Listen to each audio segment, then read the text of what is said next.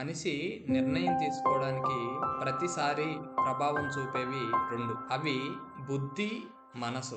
బుద్ధి ఏం చెప్తుందంటే చేసేది ధర్మంగా చెయ్యి, ఫలితం చాలా తక్కువ వచ్చినా లేటుగా వచ్చినా చేసే పని ధర్మబద్ధంగా నిజాయితీగా చేయని మన బుద్ధి చెప్తుంది. ఇది ఏ మనిషికైనా ఇదే చెప్తుంది. అలాగే మనసు కూడా ఇంకోటి చెప్తుంది, ఈ పని చెయ్యి, ఏం కాదు, ఇది ఒక్కసారే కదా అని చెప్తుంది.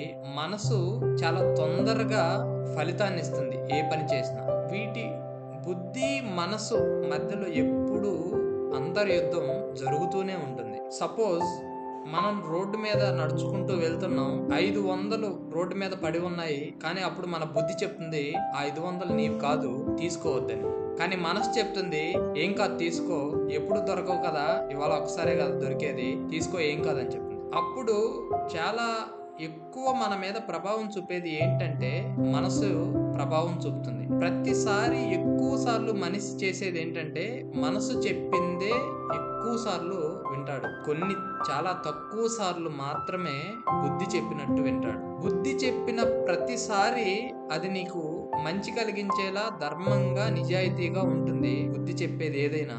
మనసు చెప్పేది కొన్నిసార్లు నిజాయితీగా ఉన్నా, కొన్నిసార్లు ధర్మబద్ధంగా ఉన్నా అది తప్పుదారిలో నడవమనే చెప్తుంది. అంటే నీకు సంతృప్తి పరుచుకునేలాగా మనసు చెప్తుంది. అలా ప్రతి మనిషి వీటి రెండిలో బుద్ధి చెప్పింది వినాలా, మనసు చెప్పింది వినాలా అని ప్రతిసారి మదన పడుతూ చాలా ఎక్కువ సార్లు మనసు చెప్పిందే విని మనసు చెప్పినట్టు ముందుకు వెళ్తూ ఉంటాడు. చాలా తక్కువ సార్లు బుద్ధి చెప్పినట్టు విని చాలా తక్కువ సార్లు బుద్ధి చెప్పినట్టు వింటాడు.